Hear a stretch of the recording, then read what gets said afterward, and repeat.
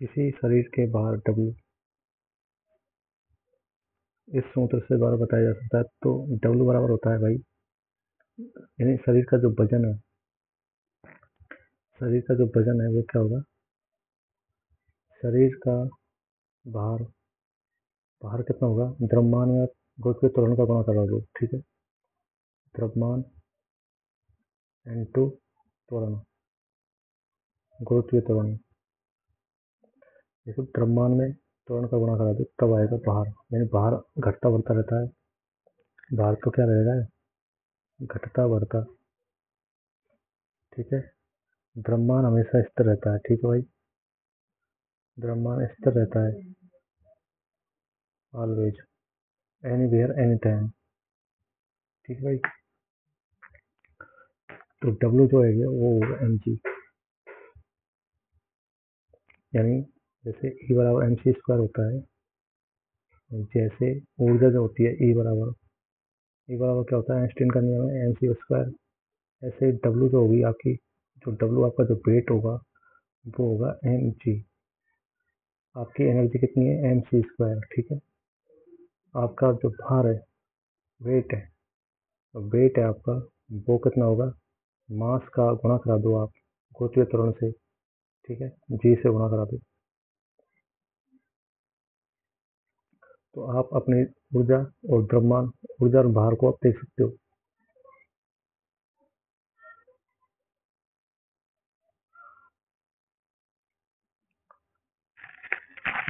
अगला क्वेश्चन देखिए भाई,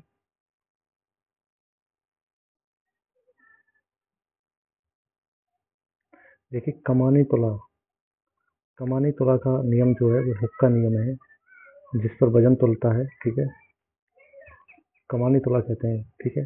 हुक का नियम क्या कहता है, F बराबर माइनस kx, यानी लंबाई में कोई भी विकृति हो, x विकृति हो गई x, वो उस पर लगने वाले आरोपित बल यानी प्रतिबल समानुपाती होता है विकृति के, ठीक है भाई। जो भी विकृति होगी वो लगने वाले बल को यहाँ पर प्रतिबल बोलेंगे, ठीक है। तो विकृति जो, जितनी विकृति जिस बल ने कराई है वो दोनों समानुपाती हैं, ठीक है, जितनी विकृति हुई थी उतना ही बल लगा था, तो उसको कहते हैं हुक का नियम। कमानी तोला इसी पर काम करती है। वाई होता है यंग प्रत्यास्थता गुणांक, यानी प्रतिबल बटे विकृति, ठीक है। अगला क्वेश्चन देखिए, किसी वस्तु में उत्पन्न हुई विकृति उस पर किए गए आरोपित किए गए बल दबाव से सीधे समानुपाती होती है, उसे क्या कहते हैं, हुक का नियम कहते हैं, ठीक है भाई, हुक का नियम कहते हैं। अगला क्वेश्चन,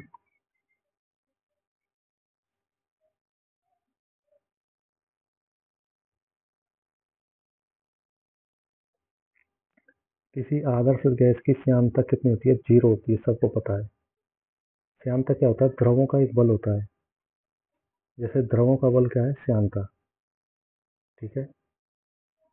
द्रवों का बल क्या है, श्यानता, द्रवों पर लगने वाला घर्षण, एक तरह से घर्षण बल होता है। श्यानता क्या होता है, श्यानता होता है द्रवों में लगने वाला घर्षण बल।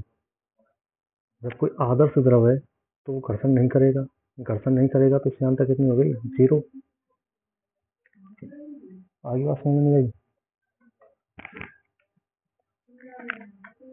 कोई आदर्श द्रव है, आदर्श द्रव तो वो घर्षण नहीं करेगा, और जब घर्षण नहीं करेगा तो उस श्यानता बल लगेगा नहीं, और जब श्यानता बल लगेगा नहीं तो क्या होगा, श्यानता का मान 0 हो जाएगा, ठीक है। आगे बात समझ में आई, श्यानता का मान हो जाएगा 0।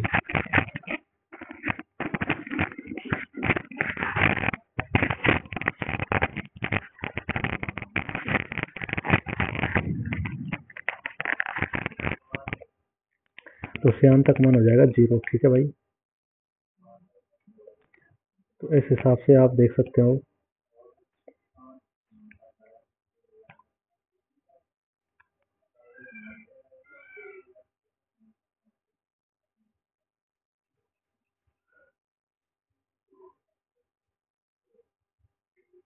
तो श्यानता का मान होगा आदर्श द्रव में श्यानता का मान हो जाएगा 0, ठीक है भाई। अगला क्वेश्चन, दीपक की एक बाती तेल के ऊपर चढ़ने का क्या कारण है? तो सबको पता है केशिका क्रिया। जब दीपक की बाती में, जैसे दीपक है उसमें तेल की एक बाती रखी रहती है, तो तेल ऊपर चढ़ता रहता है और जलती रहती है। तो उसका जो कारण है वो है केशिका तत्व। केशिका तत्व, केशिका तत्व, ठीक है।